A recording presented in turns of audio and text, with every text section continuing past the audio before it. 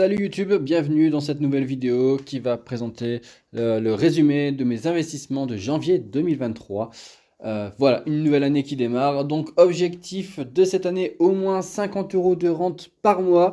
On va tout faire pour y arriver. Plusieurs points importants à aborder. La première chose, la plus importante, c'est que je ne suis pas conseiller financier. Je suis un simple particulier qui souhaite vous montrer son expérience personnelle, de ses finances personnelles. Et j'insiste bien sur le mot personnel car c'est très important, c'est propre à chacun. Donc je vous invite à faire vos propres recherches, ne jamais suivre aveuglement les gens, surtout de prendre en compte l'entreprise auquel vous souhaitez investir, les prêts, car tout investissement comporte des risques de perte totale ou partielle en capital. C'est important de le rappeler.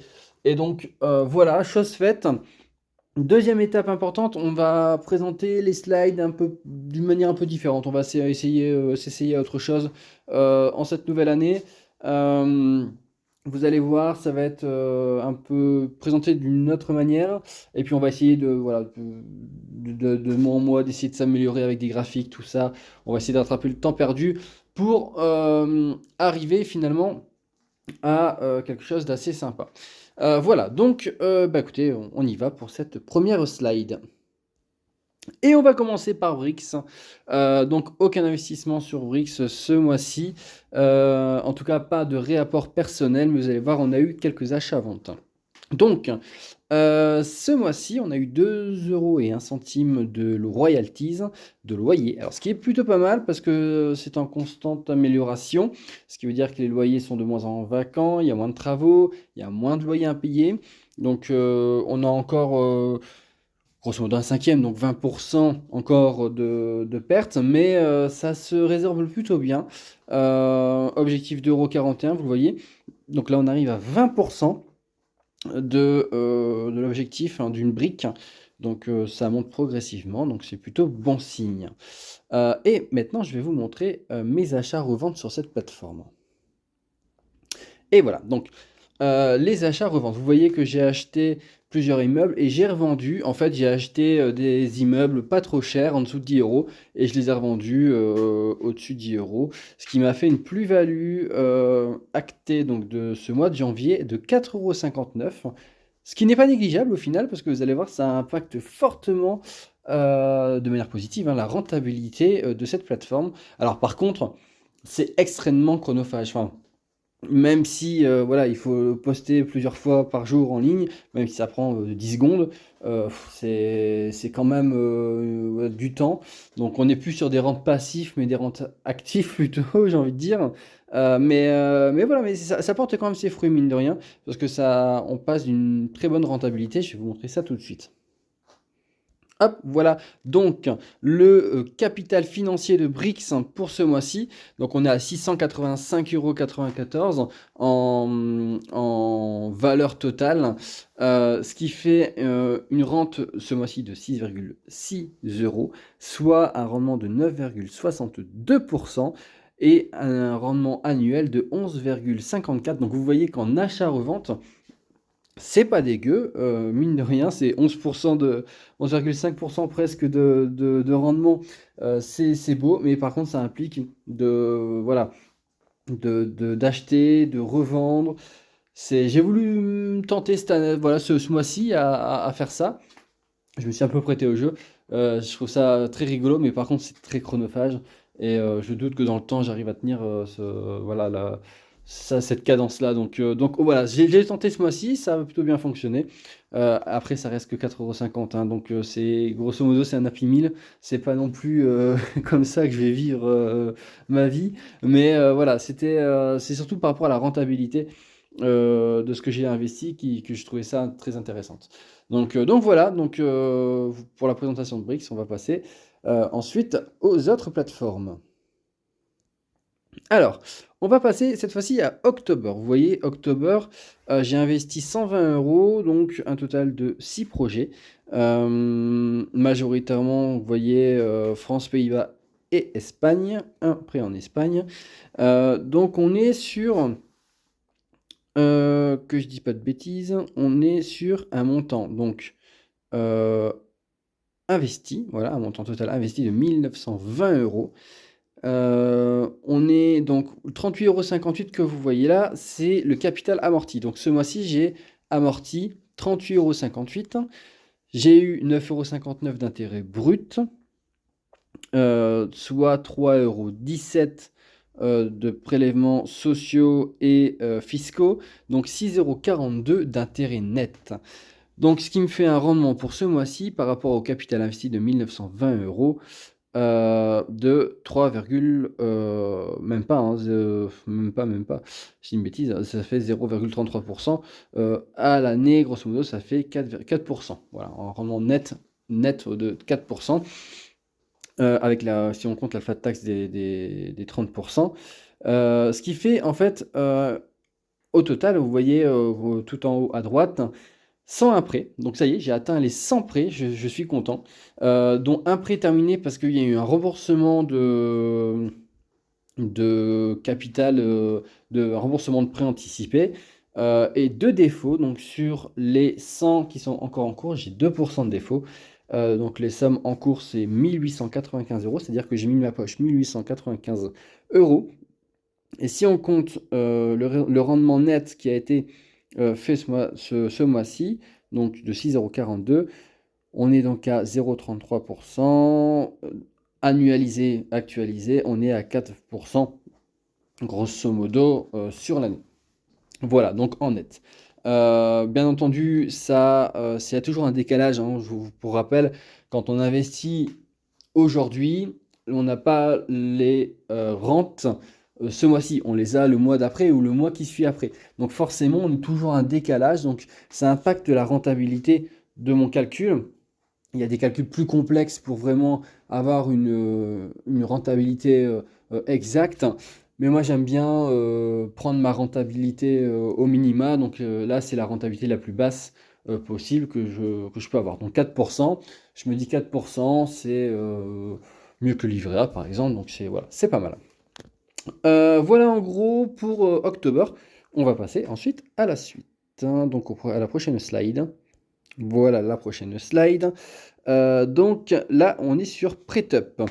Alors, PrêtUp, donc cette fois-ci, j'ai pu investir 6 prêts, donc ce qui fait un montant de 120 € au total. Donc vous voyez que la majorité est mensuelle, il y a juste un prêt in fine. On voit les remboursements qui sont juste à côté. J'ai pu mettre la totalité parce qu'on est sur des remboursements qui sont encore gérables. Ce qui fait donc 8,77 € de remboursement de capital, 3,68 € d'intérêt brut avec une fiscalité de 1,12 € qui correspond à la flat tax des 30%. Ça fait donc 2,56 € en intérêt net. Donc on voit tout à droite, hein, donc 26 prêts au total, donc 2 prêts en fait qui sont identiques. C'est-à-dire que j'ai investi deux fois 20 € sur le même prêt. Donc il y a 40 € sur un prêt et 40 € aussi. Mais c'est compté comme un prêt, supplémentaire. Donc 26 différents, grosso modo. Somme injectée, donc j'ai en total 560 €. Donc ce qui fait un rendement net de 0,4%. Avec un rendement net annualisé de 5,48%. Par rapport à la somme injectée et par rapport à l'intérêt net que j'ai reçu sur PrêtUp. Donc ce qui est relativement correct, sachant que mon système de calcul est un calcul au plus bas possible. Je ne mets pas en compte par exemple les 120 € que j'ai investis ce mois-ci. Donc enfin je prends en compte ces 120 €, donc ça impacte ma rentabilité, pardon. Donc forcément, je suis bien supérieur à ça. Mais j'aime bien viser toujours au plus bas. Je préfère avoir le rendement le plus pessimiste possible. Voilà pour les prêts. On va passer ensuite à mon PEA.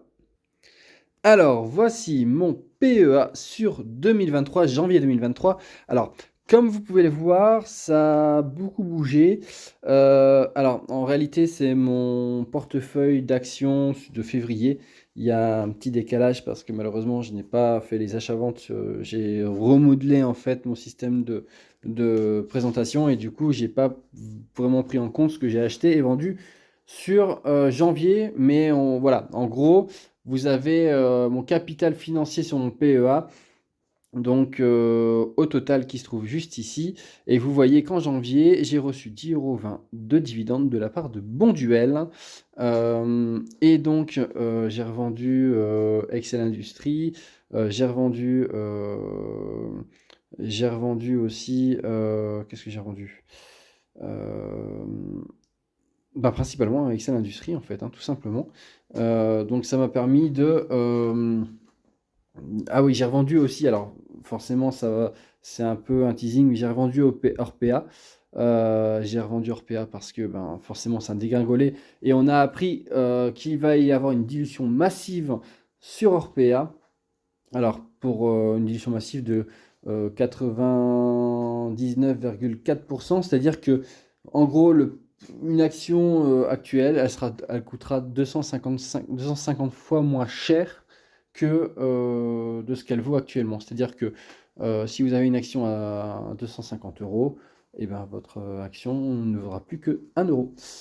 Voilà, donc Orpea va être repris par la CDC, donc la Caisse des dépôts concrètement, donc par l'État. Donc du coup, j'ai décidé de profiter justement d'une spéculation positive pour pouvoir revendre vers mon plus haut, entre guillemets, de portefeuille. J'ai perdu 80 € sur Orpea, mais j'ai revendu aussi Seb et j'ai revendu un petit peu d'autres actions où j'étais en positif pour pouvoir compenser cette perte. Voilà un petit peu sur voilà, mon portefeuille actuel. Ça sera la même chose sur février, hein, donc ce sera janvier-février, ce portefeuille-là, il sera identique. Mais pour ce mois-ci, en tout cas en dividende, j'ai reçu 10,20 € de dividendes. Voilà. Et voici donc le résumé de janvier 2023. Donc vous voyez, hein, donc 10,20 € de dividendes, Brix 6,60 €. J'ai reçu aussi, alors attendez que je dise pas de bêtises au final. Donc, que je dis bien, donc un loyer de 2,01 € pardon, avec un total de 6,60 € pour Brix, un total de 13,26 € pour Boursorama, parce que du coup j'ai eu une value latente enfin une value pardon actée pour Boursorama. October 6,42 €, 2,56 € pour PrêtUp aussi. Donc on est sur un montant total de 28,84 €. Donc on a 28,84 € en intérêt net, tout confondu, loyer, dividendes, intérêt prêt, etc. Et j'ai eu 47,35 € de remboursement de capital que je vais pouvoir réinjecter sur la suite. Donc en somme investie actuellement, vous voyez que je suis sur un total de 6 807 €, ce qui est quand même plutôt important, je trouve. J'ai commencé à investir en août, de mémoire, août, septembre, donc ça fait quand même une belle moyenne jusque-là. Et là, on voit que voilà, je suis grosso modo sur un rendement annuel estimé à environ 5% au total. 5%, bon, ce qui est relativement pas mal. Je compte pas la value latente, parce que la value latente, on est sur du haut, là, par contre. La bourse a remonté. Donc, en février, je suis à environ 10% de value latente. Donc, ce qui représente grosso modo 400 €. Mais ça, on en reparlera en février. En tout cas, là, vous avez, donc, vous voyez le rendement, hein, donc 11,7% pour Brix, 4,3% pour Boursorama, 4% sur October, 5,48% pour PrêtUp et 5% au total. Voilà, j'espère que cette nouvelle présentation vous a plu. Ça viendra à changer en cours d'année, je pense. Mais en tout cas, ça permet d'avoir un peu de changement. J'espère que voilà, que c'est plus clair pour vous. N'hésitez pas à liker, à commenter la vidéo et à vous abonner si ce n'est pas encore fait. Et sur ce, je vous dis à la prochaine pour de nouvelles aventures. Salut YouTube!